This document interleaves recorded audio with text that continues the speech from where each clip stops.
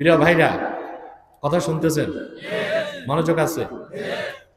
আল্লাহ শুরু করছেন ইমান দিয়ে, শেষ করছেন ইসলাম দিয়ে, মাঝখানে তাকওয়া। তাহলে বোঝা যায় ইমান আনার পরে পরিপূর্ণ মুসলিম হবার জন্য তাকওয়ার কোনো বিকল্প নাই। আছে? সবচেয়ে লক্ষণীয় বিষয়, কাফের মুশরিককে তিনি মুসলিম হতে বলেন নাই, ইমানদারদেরকে বলেছেন পরিপূর্ণ মুসলিম হও। এটা বুঝতে পেরেছেন? কাফের মুশরিক অবিশ্বাসী মুসলিম হবার কোনো সুযোগ নাই, আগে ইমান তারপরে ইসলাম। ইমান এনে মুসলিম হতে হয়, ইমান না এনে মুসলিম হবার কোনো সুযোগ নাই। স্পষ্ট? ইসলামের শুরুটাই ইমান দিয়ে। কি দিয়ে? যেখানে ইমান নাই সেখানে ইসলাম নাই। যার মধ্যে ইমান থাকবে না, দাড়ি টুপি জুব্বা কুর্তা নামাজ রোজার মাধ্যমে তার মুসলিম হবার কোনো সুযোগ নাই। আছে? সেজন্য কোরআনে কারিমে আল্লাহ রাব্বুল আলামিন কাফের মুশরিক অবিশ্বাসীদেরকে বলেছেন ঈমান আনো, আর ঈমানদারদেরকে বলেছেন ইসলামে ঢুকো।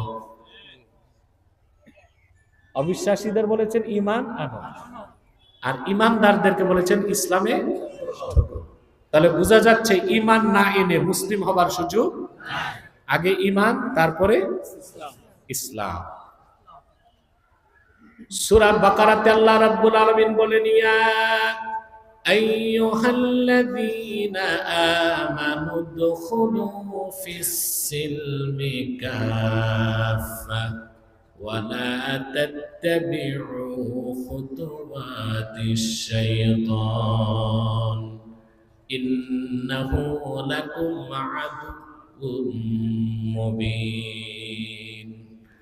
আল্লাহ রাব্বুল আলামিন বলেন, বিশ্বাসীগণ, ঈমানদারগণ, তোমরা যারা ঈমান এনেছো পরিপূর্ণভাবে ইসলামে প্রবেশ করো, শয়তানের পদাঙ্ক সমূহ অনুসরণ করো না, নিশ্চয়ই শয়তান তোমাদের প্রকাশ্য শত্রু। তাহলে বোঝা যাচ্ছে ঈমান আনার পর মুমিন হতে হবে, আর আল্লাহর আনুগত্য প্রকাশ করে মুসলিম হতে হবে। যেখানে ঈমান নাই সেখানে ইসলাম নাই। যার মধ্যে ঈমান নাই সে কোনোদিন নামাজ পড়ে মুসলিম হতে পারে না। পারে না।